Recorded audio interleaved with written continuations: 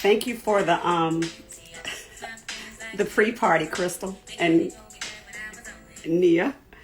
Hey, hey, hey, you guys! Welcome to Literary Wind Down. I think Kiese is already in here, so we are gonna get started.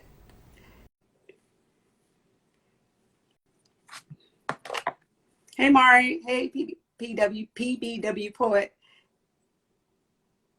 Let me see. Where's Kiese? Did I get him? Hey, Hey! what's going on? Not enough of anything. How are you? I'm happy to be here with you. I have questions. You have questions for me? Definitely for you. Yeah.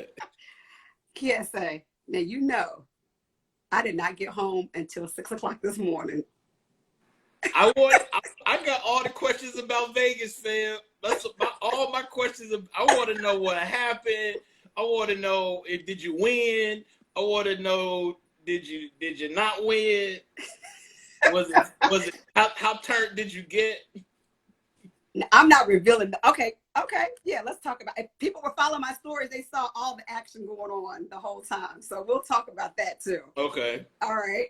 So I'm so honored to have you here with me. You have no idea. Oh, that's so wonderful. I'm honored to be here with you. Thank you. I mean, from the moment. So I'm just gonna say, everyone, you guys know Literary Wind Down. I'm Jamise, the bookstagrammer behind Spines and Vines, and I am super honored to be here with Kiese Laymon. If you don't know, Google him. He's worthy to be Googled and found out about. He is everything. That's funny. And everything. And I will have to tell this story that we have a connection. I know we do. We have a connection. My line sister is Reverend Dr. Ethel Skurlock. Wow. Yes. That is family. That's yes. That's marrow. That's deep marrow family. Word? Wait. Yeah. That's your line sister? She's my number 7. Mm-hmm. Wow. And so I remember when she sent me a message, she says, there's this guy, you got to read his book. We both teach at Ole Miss. I said, I already know about him. I had no idea that you guys knew each other. She said, oh my God, like we're so cool. And I remember listening to your audiobook and I called her back and I was like, who is this person? Like your words, the way you put together a sentence are just so powerful. And I was absolutely blown away. It was literally one of my favorite memoirs. Oh, hearing you say that, that's why you write a book like that, you know? But, the thing about Ethel, though, too, coming full circle, like, Ethel is one of the people who made it possible for me to get a job. I'm not saying, like, I'm not trying to congratulate University of Mississippi, but, Ethel was in there putting that work in before it was cool to put that work in. Yes. So, much love and respect to Ethel for a lot of things, but definitely, like, making a way for a lot of us. That's so great to hear. She's an awesome person. I mean, she just is. And when I recognized that you guys knew each other, I was like, oh my gosh, like that's my line sister. So she's amazing. That's amazing. Are you in Maryland, right? I am in Maryland. Yeah. I'm in Maryland. You like Maryland? So yeah, I lived up there for a little bit, just for a second. When my mama was in grad school, we lived in College Park. Yeah, we lived in College. Okay. Yeah. I'm in Bowie. I actually, you came here for an event at Politics and Prose, and I was not feeling well, but my BFF Buffy got my book signed for me. So. Oh, word. Yeah, she did. So absolutely. We lived in Greenbelt, actually. That's close to. That's further up near Bowie. Oh, yep. Definitely. So I'm gonna say I always tell everybody what I'm drinking. Kiese doesn't drink. He said he was gonna learn before. I'm gonna try though. Somebody left some gin in this house. Oh, okay. Well, that's a good drink. I don't know, fam. Like I don't drink it all, but it smells sweet though. I never had. It must be flavored. Ooh. Okay, so you took a sip and that's all that matters. Dang. You're good. So I'm drinking a French rosé. It's 40% Grenache, 40% Syrah, and 20% Sanso, and it is excellent. I love a French rosé, so that's what I'm drinking. But I should not be drinking anything because for the last 7 or 8 days, I have been drinking consistently on this wandering road trip that we've been on for about 10 days. So yes. You know, you posted the picture from the air. I mean, the video from the airplane.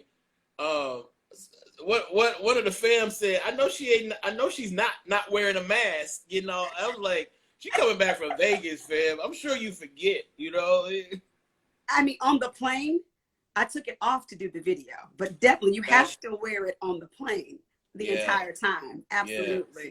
So of course, yes, I took it off to do the video, but you can't be on there without a mask, which makes it terrible to sleep. But anyway. Ooh. So I want you to tell the folks, we just want to talk about, I got so many questions.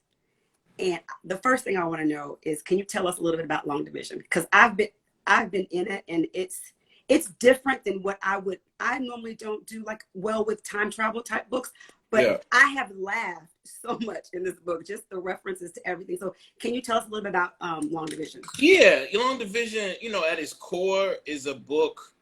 One book is about this kid named City who has an onstage meltdown at this contest. He fails at the contest. It goes viral. He's sent to live with his grandmother in rural Mississippi. And while there, he finds out the secret to this young girl, Bae Shepherd, who's missing. He finds out a lot of things his grandmother didn't want him to find out. But he's still searching. He's trying to grieve. He's creatively grieving. And he finds this book called Long Division. So book 2 is the second half of Long Division, where there's this other character named City who follows this other character, Shalea Crump, into the woods. And they find this girl, Bae Shepherd, who City thought was missing. And they connect with the first book. And at the end of the day, it's just a book about how Black children are forced to creatively grieve in this culture. And sometimes they make wonderful, wonderful, wonderful, wonderfulness out of that grief. And other times they disappear. And that's really what it's about. Yes. And it's like a workbook. It's very interactive. It is. I mean, that was the hope. You know what I mean? Yes. Like, because it was a reissue too, it was just like, you know, I'm just putting this book out, whether, you know, whatever it does. But I always wanted to create a fictive book that was a workbook. It had, you know, had space in the middle for people to jot down things, but also had some question and answers, some true false questions, some essays, suggestions. So it's an experiment, and I feel lucky that I was able to do it, and super lucky that some people mess with it. I love the way that it's crafted. So what I did was the 2013 issue, I listened to that audiobook. Oh, that hurts my heart to hear. No. In contrast of reading. Oh, yes. In contrast. That's a bad, that audiobook. I mean, again, much respect to the actor, but Fam was not getting the accent, the cultural nuance. You know, I always say he had my granny talking like Martin Luther King, and that was not gonna work out. You know. And you narrated heavy though, right? Yourself. Yeah, heavy is me. Heavy is me, and we got lucky and won Audible Book of the Year, which was a shock. But yeah, that was very deserving because that audiobook was everything. I was glad I got to do it. You know, when you do something like that. Like, if they would have been like, no, you can't do it, I guess I would have had to say who the actor was. But I knew I had to do that book. You know what I mean? Like, because I wanted to read it as if I was reading it to my mama. My mama would send me into my room when I was a kid, and I'd have to come up out of there with an essay or something and hand it to her, read it to her. And I just wanted, in my mind, when I was doing an audiobook, I'm like, yo, this is the same thing. I'm about to read my mama this book. And I was just really appreciative that I got to do it, and super thankful that so many people were really rocking with it like that. Yeah. So this Long Division came out in 2013, correct? Yes. So can you talk a little about, I know that you bought the rights. So why was this really important to you? Because then you re-released it 8 years later. Yeah, well, I always wanted to, I mean, you know, I didn't like the cover. I didn't like the way it was laid out. There was no change initially. And then, you know, it did fairly well. So like 40,000 copies or whatever. And I wanted to change some stuff. And I went to the dude. The dude was like, you can change it, but you got to buy the book back. And I was like, you only paid like $3,000 for it. And he was like, yeah, you can buy it back for initially like $300,000. And then we got it down to like $50,000. But I always just wanted to re-release. So, you know, when I started a different partnership with Scribner, I knew that the art direction, I knew that the publicity team was a team that I wanted to be a part of Long Division. And so I knew I wanted to go over there with Long Division. I just needed to get out of the contract and get out of the deal. And, you know, sadly, I had to pay 50 G's to get up out of there. But it's worked out. It's worked out well. And now the book will live for however long in the format that I wanted to. And I think Yes. that's important for all of us as Black people who create, but definitely Black folks. You know what I mean? Like we have to have a say in how the art we put out is consumed and created and shaped and packaged. And I didn't have that say in the beginning. Now I do. Yeah, I'm glad that you do. And another thing that I absolutely love about your work is that it's so deeply personal. I mean, you lay it all on the line. Honest, transparent. I mean, you share things that are normally kept private, especially in Black families. And so can you talk a little about that? Like, why is it easy for you to do that? Or is it just therapeutic? No, I mean, you know, I always talk about my family. Like my family is beautifully blackety blue black, you know, which means like you do not, the stuff that happens in our house, you do not under any circumstance share it unless it's flattering. You don't come out of your house looking a mess, you know, you Right. don't wear hats on interviews with people you look up to, respect. You don't wear hoodies ever. And you know, I'm of my family, but I'm not my family. You know what I'm saying? Like I'm of my family, and I take the things from my family. I take some things indirectly, but I also take a lot of things from my family that have guided me into my career. But I've also pushed back against some of it. And one of the things I pushed back against was this notion that if we keep things private, we can be healthy. And Right. so it was really hard to write that book, partially because I didn't want to tell and explore a lot of things about myself publicly. But I knew to do that honestly, I had to also explore some things that had to do with my mama specifically and my grandmama. And so that was tough, you know, because of culturally where we come from. But at the end of the day, I think as a piece of art, it helped us be better at love. Right. And that's real. That's real. Like that's the truth, you know. So I'm thankful for that. But yeah, I broke every familial rule in the book, publishing that book. Every Yes. one, every single one. Yeah, you know, we have all these colloquialisms in our world. You know, what goes on in the house stays in the house, as Catherine Adele West said. You know, work harder, got to work twice as hard to be. Yep. You know what I mean, just as good. Right. I watched your PBS interview you did. I think it was a couple of months ago, Mm-hmm. and you said something to me. You said something about revision is religion to me. Yeah, it is. I mean, it is. You know, like again, that's something you're not supposed to say where I come from. But I think my grandmother and her adoration for Christ, if you really strip it down, is rooted in this thing that you treat people the way you want to be treated, and you believe incessantly on revision, meaning that yesterday is worth exploring if today is going to be worth a damn. And that's what I believe about myself, about my art, you know, and I believe it because it's so hard. I always talk about like when I've been the most sort of like dastardly in relationships with people, I've been that person who's always like, why are you bringing up old shit? Why you want to go backwards? Right. You know, let's just talk about tomorrow. But, you know, we're making a lot of progress. And, you know what I mean? All the fucked up shit that abusers say. I don't know about y'all, but I'm sure parts of y'all, but I have said. And all of that stuff is rooted in not wanting to revise, not wanting to honestly assess what I've done, how I've done it, and to whom I've done it. And just be like, we can be better tomorrow. Without that honest assessment, tomorrow ain't coming. Right. And if it does come, it's going to be wicked.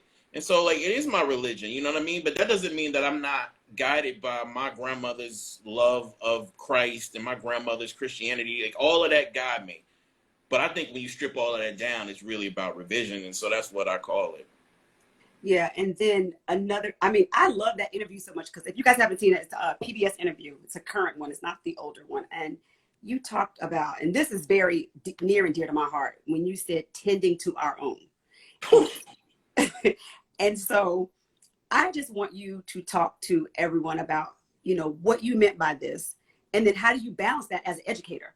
Because as an educator, you are tending to whoever. Yeah. Exactly. You know, I'm fiercely devoted to my job as a teacher, and that job is to rigorously, creatively love the students in front of me, right? So I have to find out who they are, why they are, and all of that before I can teach them about paragraph breaks and Toni Morrison and Beloved and Black Arts Movement. I need to know who and how they are, which means my job is going to necessitate that I love children who are not just Black, right? Mm-hmm. But loving the children in front of you means you have to love them. You have to be honest about how that love is sometimes has a different constitution, even if it's the same love. And like, you know, so my Black students, I think, you know, I have a different constitution of love for my black students Yes. than I might have. And I have a different constitution for black students from Mississippi than I might have for black students from New York. But the love is there. But what I was saying in that PBS interview was the thing about these white folks is like, they take for granted that we, who have had to unpack everything they told us about us, are going to and want to do the work of educating their children. I'm speaking as an educator, but I'm also speaking as a writer, fam. It's like the way white parents have left white children out there to fend for themselves, and then ask black educators, black writers, black people writ large to take up that slack. It's just gross. And so, you know, I don't remember what the question was on PBS, but my answer was, you know, I'm tired of tending to the children of people who don't tend to their children, especially when those people's critique of us is that we don't have the home training. Yes. We don't tend ours. When we know that's as bogus can get.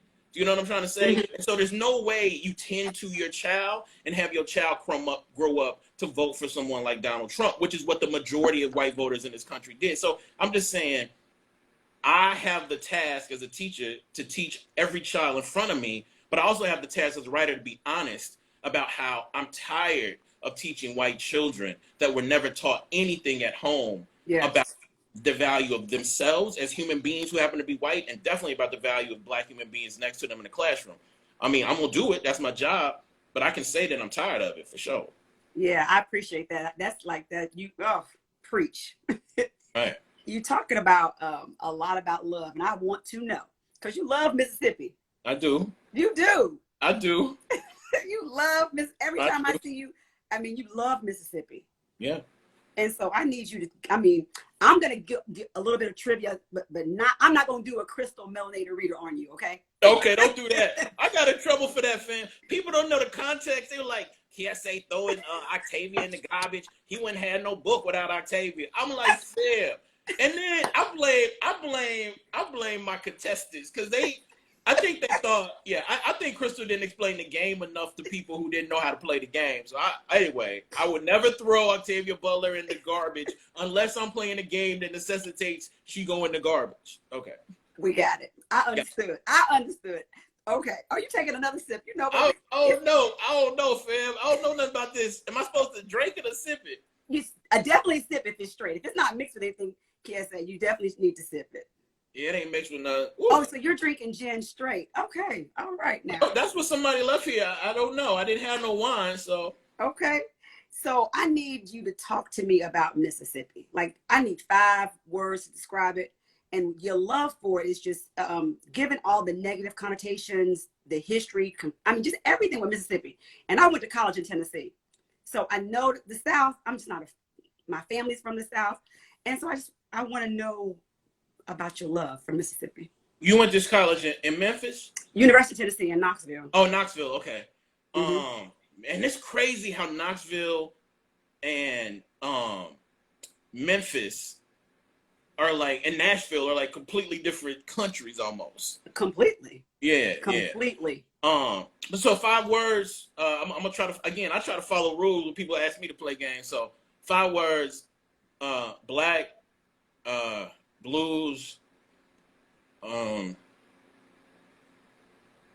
wasted,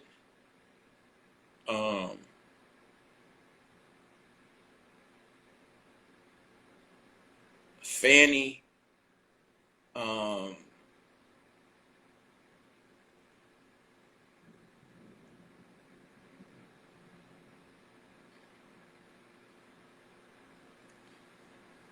hurt. You like, let me get a drink on. This motherfucker taking too long. No, not. No, I'm thinking about wasted and hurt. Yeah. Yeah. Yeah. I mean, I mean, you know, I don't know. I am a Mississippi supremacist, so I'm not gonna apologize for that. I think it's okay to think the blackest state in the union is the best. But it's wasted. I mean, like we have everything on earth one could need to be a revolutionary collection of people. Like the intimacy demand, like, you know, that state demands intimacy with all folks. It's a sweaty state that demands we all be pushed up against one another for the most part, culturally, you know, black folks in Mississippi have like set the framework for fucking like civil rights, which sets the framework for like shit that people are doing all over the globe. Like that's born in Mississippi. So it's a wasted. We just waste opportunities because we don't love our own. And I'm saying we. I'm talking about Mississippians don't heartily love our own. We don't love Fannie Lou Hamer the way we supposed to.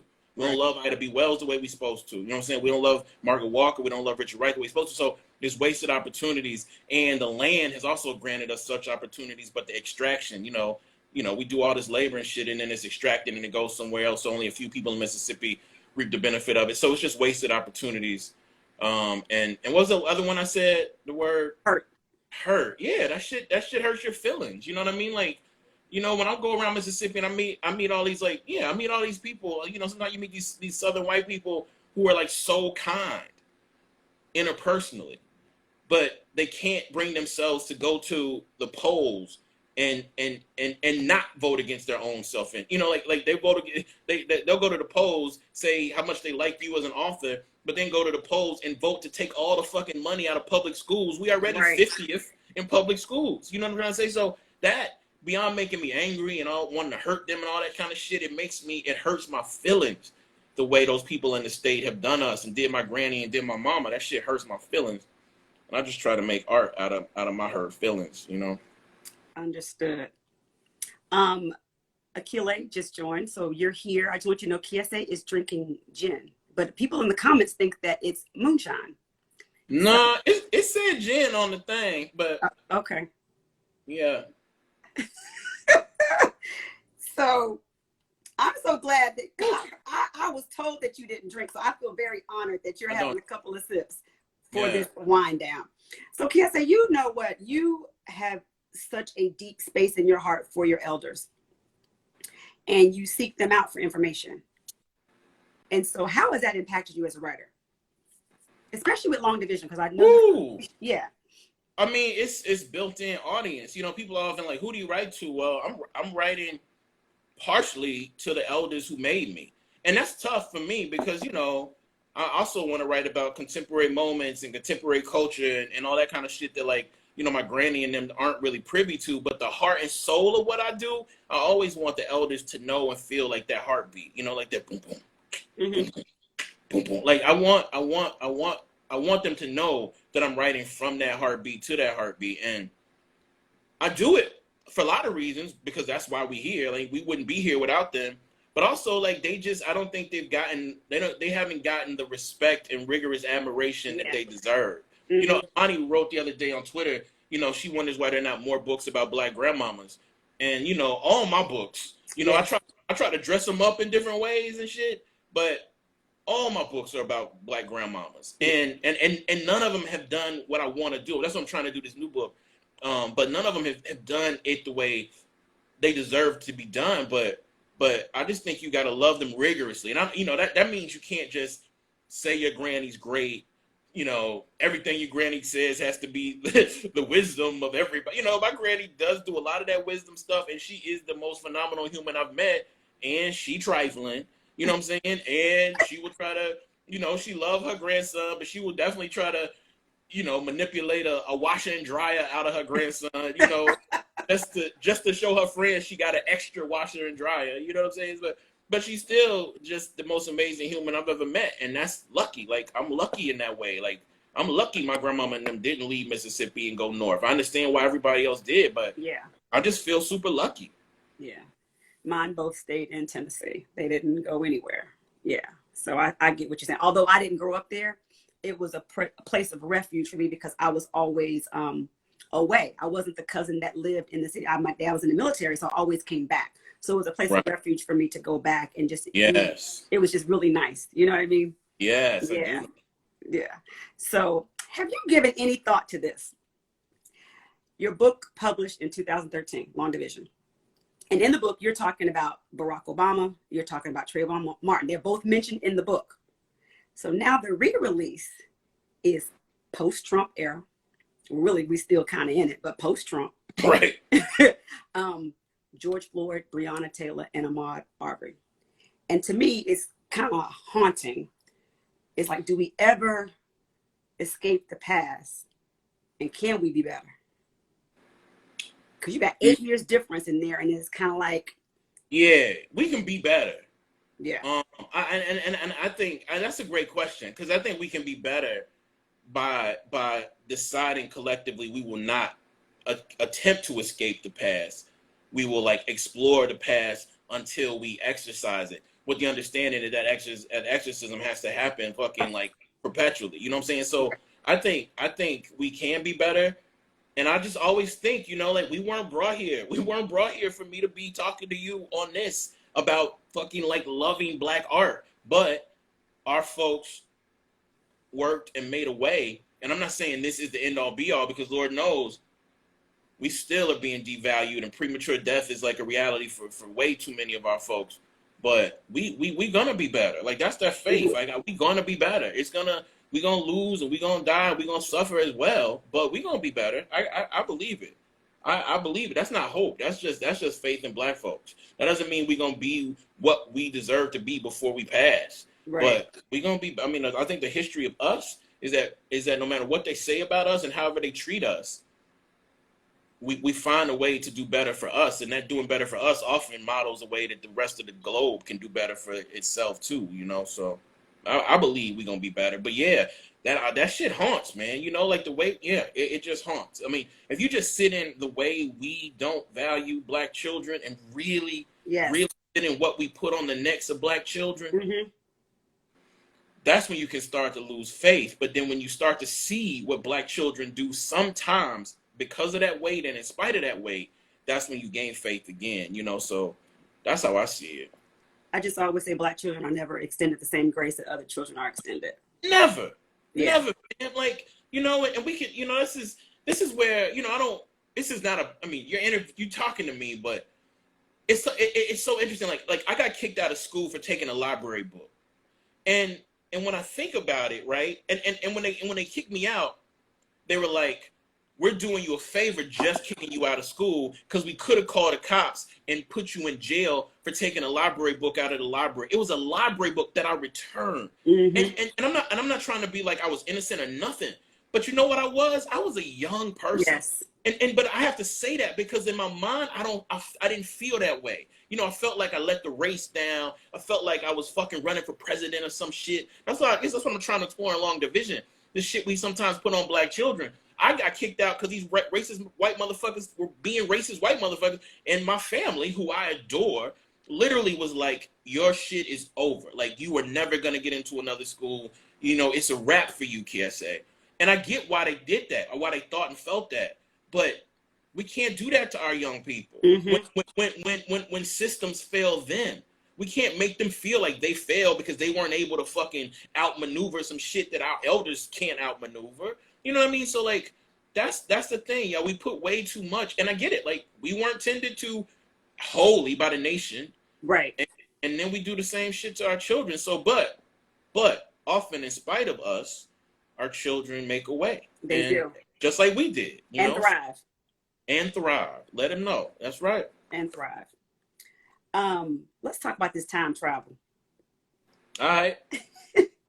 Because in the time travel, we still talk about it being, I thought it was very haunting, because it's like, no matter where we were in whatever time period, our existence is never secure.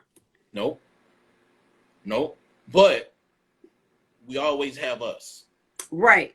And that's what I wanted to make clear in that, you know, because, you know, that's what I'm saying. Like, I owe so much to Butler and so much to Ellison, Ralph Ellison and Morrison, specifically for this book. But like, I didn't want to put my black young characters underground alone.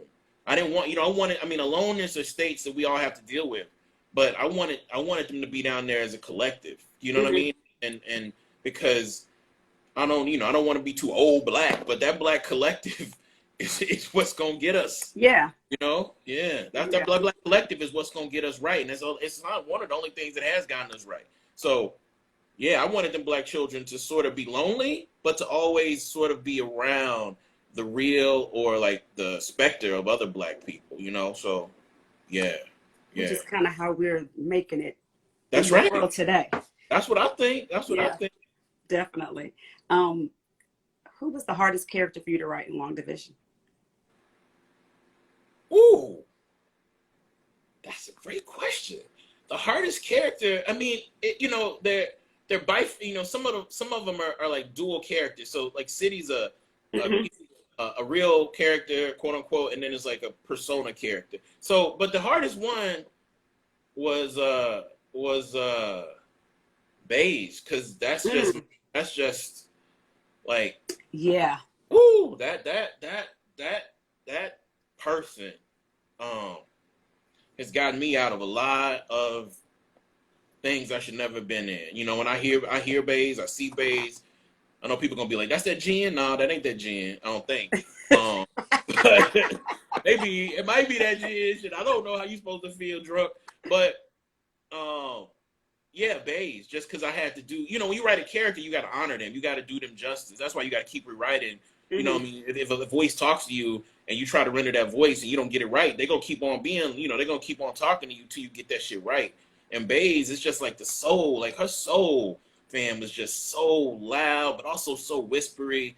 And that was the hardest character to write. Also because for a moment in there, I had to take her. She disappeared, so Right. that was tough to do. So you mentioned Bays, and I want you to speak on the symbolism of her using the ellipsis, something before and something after, kind of like time, history. She uses 3 dots to let you know something has come before and something has come after. Right. And I think that's very symbolic to just life, history, and time.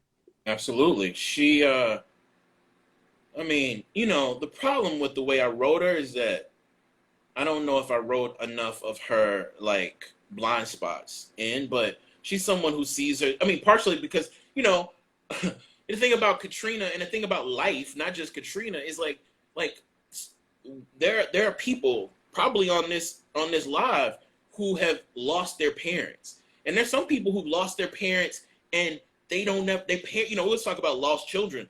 Like, Mississippi, motherfuckers lose their parents and their parents don't never come back. Right. And this is what is so absolutely like draconian foul about what them Trump motherfuckers and what Obama did, but Trump to a higher degree has done to our like Mexican fam. Like my grandmama, right next door to my grandmama is a trailer park where all Mexican folks, like right next door. Fam, they went in there and they took those kids' parents. Some of them kids don't even know what the fuck their parents are right now. So our children disappear, yes, through state-sanctioned violence, but our parents also disappear through state-sanctioned violence. And one of the things Long Division is asking is like, then what is the child supposed to do? Well, the child is going to grieve. The question is like, what kind of grieving are they going to do? They're going and what Bays does is she creates an entire universe, right? An entire universe off of grief, where she sort of is at the center. And so yeah, that's it. That's it to me.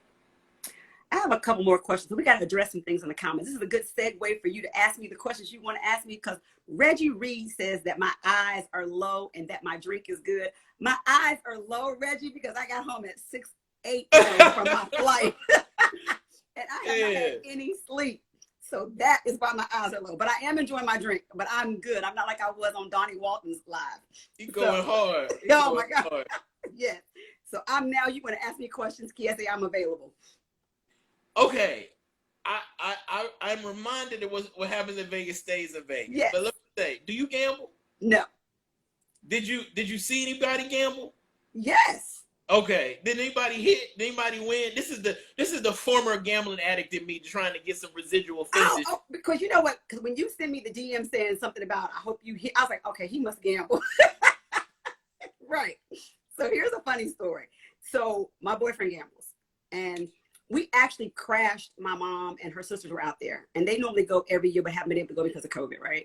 Okay. So we crashed their party and Gotcha. came out there for them. And then my 2 kids and his daughter live in LA, and they drove over. So it was a whole reunion. It was a whole party thing, from going to a club with trap music to smoking hookah to drinking, stand up. I mean, 24 hours. The first night I was up for 24 hours.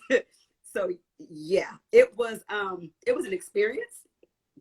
I was going to ask you. Okay, so I had a lot of gambling questions. Okay, I was watching gamblers. I was watching gamblers. Okay, did y'all hit some? Did anybody hit a jackpot? Anybody hit a jackpot? On the slots, my aunt did. Okay. And my boyfriend plays roulette, and he did very well. Ooh, roulette. You don't Yes. even play roulette. Huh? You don't even play roulette. If I give somebody my money, I want something back. So I know that's right. so See, I'm not. when people like you start talking about gambling, people like me just got to bow their head. Like, So, no, I don't she's making gamble. all the sense, child. Yeah. But can I tell you a funny thing? Please do. I have a higher M Life card than they do simply for eating and drinking. Really? Yo, let me tell you what's crazy about them cards. When I first, and I can laugh about it now, thank God, because I'm not in it anymore. But when I first started gambling, and you come in there and you see the little cards. Yes. And I don't know what the first one was, but me and my friend, we just called it like the true player for real. Like, like if you just a little player, that's the card they give everybody, player's card. But the whole point is to get up to where this like the platinum joint. But to get up to the platinum joint, you got to lose so much money. Yes. But like when you first start gambling, I was telling my girlfriend, I was like, man, you think I'm gonna get the platinum one day? She looked at me like, she was like, motherfucker, do you know what you gonna have to do to get the platinum? And I'm like, nah. She's like, lose money. And I was like, oh yeah, that's right. And then when I got the platinum, after having lost all of my money, I was so proud. All it is it's a badge. It's a badge of how much fucking money you lost. That's what it is. But even when you said it, I started to get the Jones. I was like, oh, I wonder what color her card is. You know what I'm saying? Like, I feel you got to be a fiend. Definitely not platinum. Definitely not. Where were y'all staying? Huh? Where were y'all staying? Aria. Oh, that's what's up. That's what's up. And then my other question. This is my Las Vegas question. Did you see this place called Reef? No. Okay, it's a weed spot called Reef. Oh, but I did see Planet 13 because my boyfriend went there. Oh, okay. And they have a restaurant in there. They are providing all the amenities for you while you're in there getting what you need. Yeah, okay. I wasn't sure if you was a partaker, so I wasn't going to bring that to your life. Okay. I know, okay. I'm not a partaker. I will tell you a funny story though about partaking. So I shouldn't even tell this on live, but anyway, I actually experienced like a gummy at the age of past 50, right? Like a half of one. And I literally felt like Pookie in the chicken coop. I will never, ever, ever, ever in life do it again. Ever. Wait a minute. I could not. Like pooping in a chicken coop? You know, when Pookie, he's in that chicken coop and you feel like you want to yell out, scream out loud. I couldn't walk. My feet, I felt like I was high stepping. So doing this to my eyes because I thought my eyeballs were going to fall out. So I will never, ever, ever in life do that again. And I don't know why at 50 years old I want to try that, but you live and you learn. But I just tried too not too long ago, but unlike you, Nia said she's logging off. Unlike you, I had experience like that, and I was like, man, life hard. I want to feel like that again tomorrow. I don't ever in life. I would rather drink. So then we left Vegas. We road trip. We drove to LA on the Saturday and then hung out because the kids had went back and we hung out with them in LA for 3 days. Wow. And then drove back to Vegas yesterday and the antics of that flight. I was about to ask you, how have you found people acting out now that people are out more, like on that plane? Thank God my plane was calm. Everybody kept their mask on. Okay. Didn't have any issues. They're not serving alcohol though. On the plane? Still not. No. Because of how people because of what? Acting out. They're not serving alcohol. Is it just understood now that like people were cooped up too long so they don't know how to act? Is that just understood by business? Think that's very much understood. People do not know how to act. And I don't know if they're ever going to bring alcohol back on the planes. And it's a fine if you bring it on. But then they let the first class people drink? Now, I don't know, but I was on Southwest, so there's no first class. But oh, okay. I feel you. So, I feel you. Nobody was drinking on the plane. We drank before we got on there, though, for sure. I feel you. I got you. I want to ask you a question also about this. Tell me about the link between reading and wine for you. Oh my gosh. So I always like to have a glass of wine when I'm reading. Always. and you can't see my book. One of my bookshelves down at the bottom is nothing but wine down here at the bottom. So there's always wine like in my reading room. And I just try to pair, like I kind of read the synopsis of the book. I could be drinking a wine and I'm like, oh, this is like too light for what I'm reading. I think when I read heavy, I was drinking a cab. And you know, a cab is a nice, heavy, bold wine. And so I just try to pair the wines with what I'm drinking. But that's the link to it. I just like to drink wine while I'm reading the book. Definitely. That's what. But does it? I mean, without now, I'm not trying to get too much in your business, but does it help you sleep? Yes, half the time. Yes. For real? Like yes. All the way through the night? Yeah, I can if I drink enough of it. Yeah. No, there's only 4 glasses of wine in a bottle. Okay, so typically when people say, "Oh my God, you drink the whole bottle," there's only 4 glasses. It is a lot, but I could, you know, this is gone, but I only drank 2 glasses out of it. So I try to split it up, but it does make you go to sleep. It's, you know, you have a nice relax. It'll do what the gummy do without the reaction of the gummy. But when you first, but here's my like when you first tried it, like I don't drink because like I like it didn't you know, whenever I tasted, like my tongue tasted beer or wine, it just never tasted good to me. Right. But did it taste good to you initially, or was it like when people say acquired a taste and all that? Is that true? Okay, it is an acquired taste. I'm gonna tell you because I was never a wine drinker until I went to Paris with my sister, and we went to a wine tasting and learned about wine, and that's when I really was like, I learned about it and I knew the different varietals, and then it just became something that I was wanting to learn more about, and I knew what I liked, what I didn't like. I'm still learning. Like I would never say that I can pronounce everything correctly or tell you this region and all that. I'm not that person. I just know what tastes good to me. Yeah, that's it. But it is an acquired taste. It definitely is. I love that. I love that. I was so happy, like when you know, when I found out about what I thought we were supposed to be doing, I was like, okay, now I got an excuse to feed what could become an addiction. You know what I'm saying? Well, we don't want that. I don't think you're gonna get that because this shit here got me feeling like I don't want to send you a recipe for a good gin cocktail because I do like gin, so I do drink a good gin cocktail. I have all the ingredients. Yeah, you gotta have some mint, you gotta have some cucumber, and muddle it up, and you'll have a good gin. And then you will change your mind about gin for real. Oh, all right. Yeah. I don't know nothing about all that. Because you're drinking it straight, so it's not really good straight. Nah, it's just cold and it's so hot. Right. But that would be a beer, not gin. I feel you. Yes. I feel you. So, Kiese, we're talking about wine and having a good time. You are invited to a birthday celebration, right? And the invitation tells you that all the guests are helping the host build a library for the guest of honor. You are to bring 5 books. What 5 books are you bringing to help build the library for the birthday person? Wait, who's the person? It's just a random person. They're having a birthday party. Okay. You have to bring 5 books to fill up their library, to create their library. What 5 books are you bringing? I'm gonna bring. Somebody please take notes. I'm gonna bring the Prophets. I'm gonna bring Secret Lives of Church Ladies. I'm gonna bring Beloved. Mm-hmm. I'm gonna bring The Color Purple. Theo said, "Take Kindred out the trash." Yeah, he go have too much. Yeah. And then the last one I think I'm gonna bring is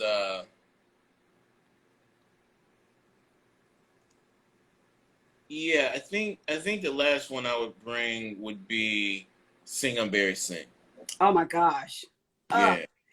Yes. So here are my 5. Your books are given. Your books are already in the library. Okay, let me hear your 5. The Warmth of Her Sons. Woo. Homegoing. Yes. Native Son. Yes. The Fire Next Time. Yeah, I was gonna go there. And then I'm tied. I mean, I could bring 6, but I love Men We Reaped is one of my favorites as well. Yeah.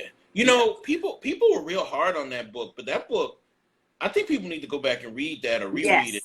That's a monster. She's so good, fam. She is. And the thing is, because she won 2 National Book Awards, like when you talk about how dope she is, you know, you got the iconoclastic like counterculture people who are like or whatever, but it's like she can do anything. Like, you know, that memoir, those three novels she's written, incredible. You know, she did the anthology, which is one of the dopest anthologies of that era. And then she wrote that essay about her beloved dying. Like, Yes. and that was the best essay. Real talk, that was the best sort of, I'm gonna call it short essay. You know, because you know it's relatively short. That's the best short essay I've ever read in my life. Technically, like written wise, and that was done by someone who people consider to be the best novelist of our generation. You know, and she did that feature with Ta-Nehisi that people don't talk about. She's just so good at She's it. And I'm dope. glad I have not missed her here in DC. Every time she's come here, I have literally, we have a connection. Like she's dope. She's super dope. she is, man. Yeah. She's I feel so lucky that she's from Mississippi and that Yes. we call each other family, but that's that person. You know, it's interesting. You can tell like this shit working. It's interesting because yeah, I'm not gonna go there. Never mind. Go ahead. Okay. No more sips. Nia, the 5 books I said you said run that back, were The Warmth of Other Suns, Homegoing, Native Son, The Fire Next Time, and Men We Reaped. Those are my 5. Yep. I think y'all got Kiesas. So Kiese, how many minutes we got? We got about 14 minutes. Love is the foundation in all your work. Can you talk a little bit about love being the foundation and what Black joy looks like to you? Yeah, I think it's hard to talk about love and not quote or misquote Baldwin, because I just think Baldwin wrote about the word concept of love to me better than anybody. I think Morrison writes about love's impact better than anybody, but I think Baldwin wrote about the word and concept. But I believe love is rugged. I don't believe love is like this pristine thing. But I also think love is at its root has to have like not safety but safeness. And so for me, when I think about Black joy, I think about love. I think about my grandmama, who again grew up in 1929. And I think about our Christmases where my entire life, no matter how much money my grandmama had, my grandmama would find a way to make that Christmas look like the richest Christmas ever. Yeah. And it could be like, and she might be putting like one sock in a box, like one sock here, one sock here. But the room, my Christmases of my childhood were just filled with like presents and Black people playing spades. And sometimes the smell of chitlins, which I hate, I don't eat meat, but that smell is part of my Black joy, like that to me. And even as a kid, I remember watching it from my grandmama point of view, like thinking, this is her, like this is for her. That to me is Black joy right now today. And I think it's rooted in generational love, and trying to make things look more than they are, but also having so much more than you think right there in the space. That's Black love to me. I mean, that's Black joy to me. That is amazing. Let me see if we have a couple of questions in here.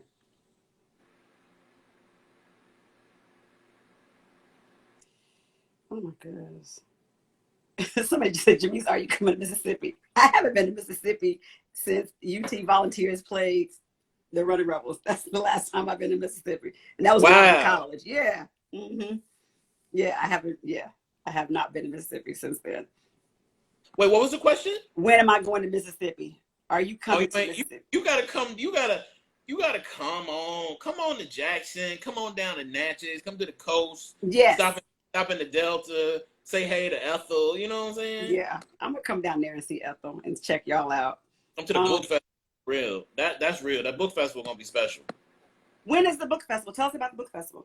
I don't know when I know it's late August. I'm not sure the dates right offhand, but the Mississippi Book Festival, it's one of the things that our state does right. And this year they did it extra right. They got Robert's supposed to be getting his invitation. I know Deisha coming. I think Mateo's coming. I don't know, Eddie from Mississippi. I'm not sure if Eddie's coming or not. There's a lot of dope folks coming through for sure. So y'all should just come on through. Yes, Crystal, Melanator Reader, and Ania Roach planned it out. I guess we're going to the book festival in August. Somebody said, where do you eat in Mississippi? I don't eat meat, but the people who I take to eat meat eat at this place called Johnny T's, and it's probably got the best food. It's got some of the best food, but it's all through the state. You know what I mean? And you're gonna find good food in real sneaky places. You know, there's a few gas stations, ironically, that have like crazy good food in Mississippi. But I eat wherever my people eat. I just eat around the good stuff. Yeah. Reggie, you know what? I think every time you're on a show, like your recommendations, I've bought books that you said to buy. So you owe me money. I've bought everything. I'll pay you back. I don't like to have no debt. And Reggie Reeves, here he goes, making us spend more money, wants to know 5 short story collections that you recommend.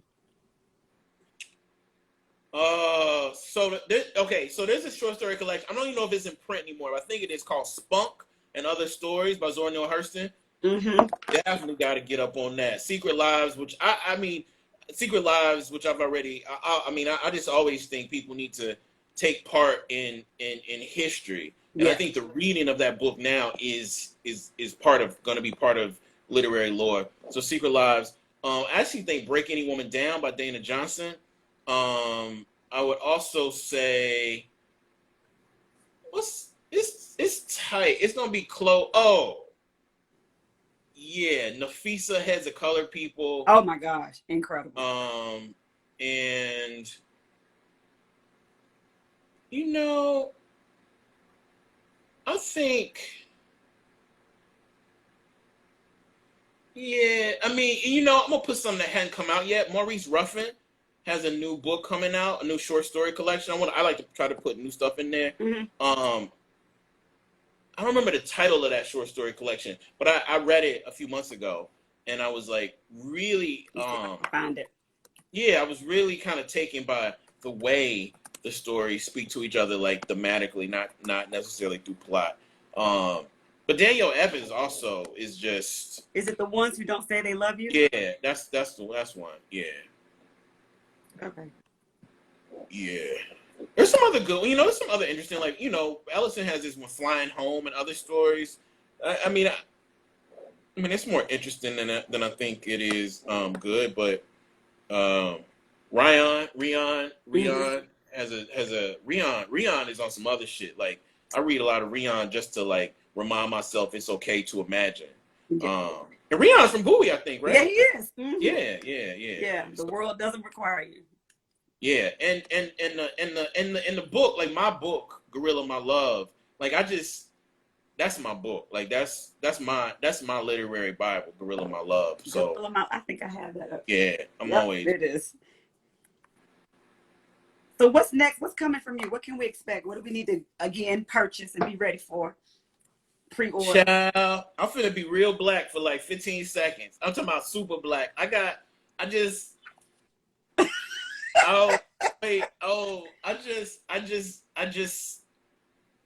Yeah, some good might be coming for your boy. That's all. Some people not gonna expect, but when they see it, I'm just gonna let people know that the game done changed. That's all. So I'm doing all my literary stuff. I got some books coming out. I got a book called Good Guy coming out. I got a book called City Summer, Country Summer coming out. It's a kid's book next year. Good Guy should be coming out probably near the end of next year too. Might be some cool announcements to make around August, but around something coming to TV or film. Maybe. Oh my God! Who knows? But Heavy definitely is being made into a film.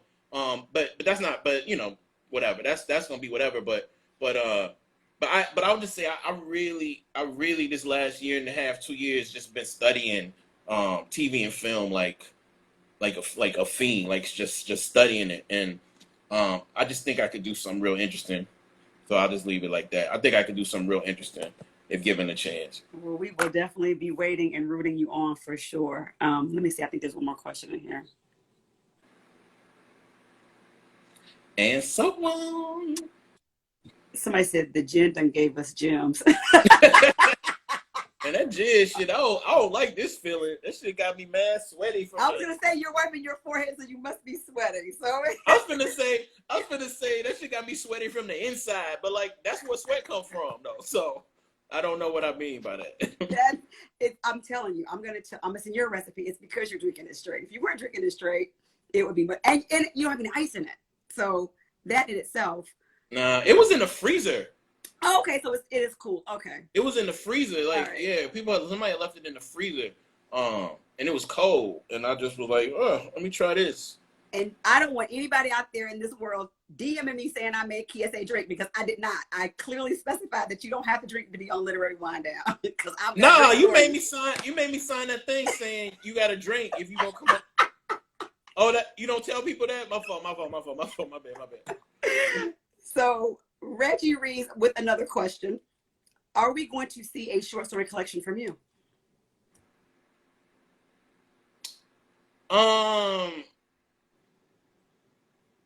Nah, you're not. Okay. You're not. I'm not gonna lie to you. I love that. Like, you're so honest. You're like, no, I'm not doing that.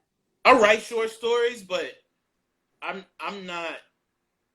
Like, I just think you gotta be. And it's like poems, like poetry. Like, I write a lot of poetry, but that shit is for me. And my short stories are for my fiction, and for my essays too. Like, I don't need to show that to nobody. Nah. And like I told people, like, Disha broke it. You know what I mean? Like, yeah. Disha broke the game. Like, I'm very much someone who's like trying to do new shit with the form. Like with Long Division, I wanted to do something new with the novel form, and with Hold Us How to Slowly. When it first came out, nobody was writing essay books. Like, essay books there wasn't no market. I wanted to do something new with the form. With Heavy, I definitely thought I could do something new and lasting with the form. I can't see anything I can do new with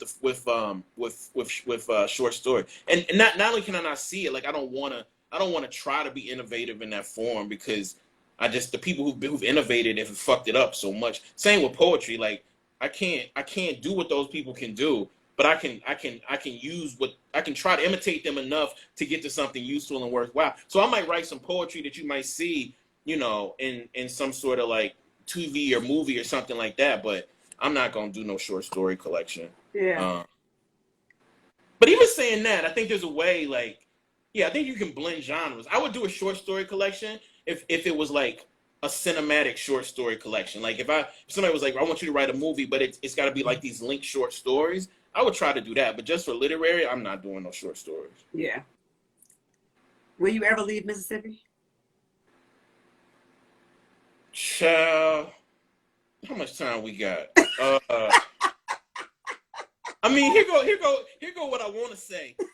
Do you ever really leave Mississippi? No. I mean, when that's what I want to say, because hell yeah, I'm gonna leave Mississippi. But but I'm also doing what I can to build foundation, build a different kind of home there.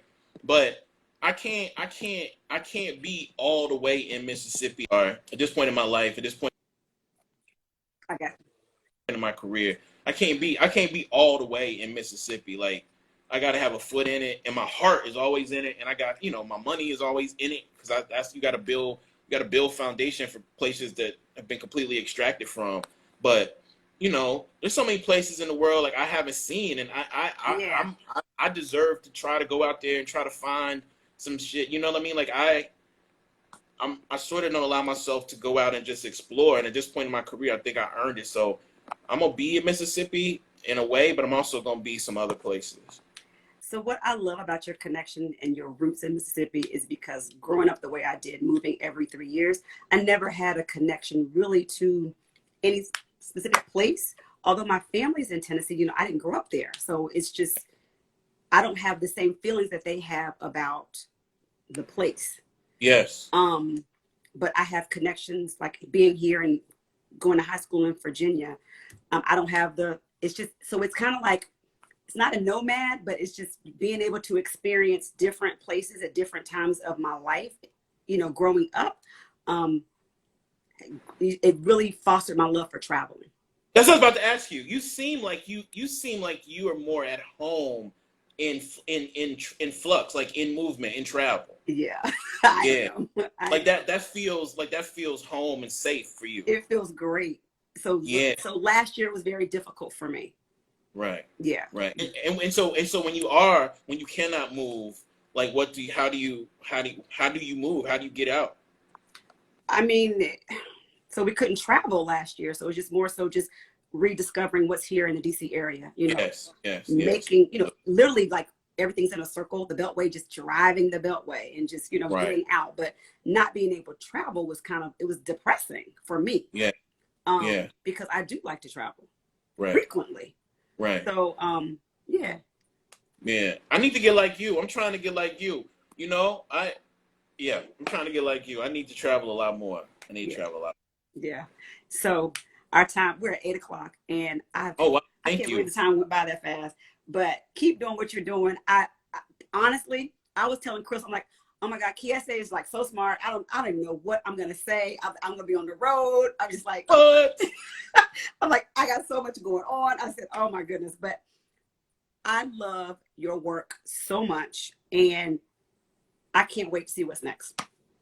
Fam, I appreciate what you do, Jamise, and like, again, like the way y'all stylistically make space for Black books and Black artists, it's just a dream. Like, you know, like it's the dream. Like, we see ourselves in these communities, and sometimes we're told people mess with our art, but we can't really see it and know it. Yeah. And just to stylize it and make way for it. Like, again, like, you actually influence the art we create because we know we're gonna be writing to you.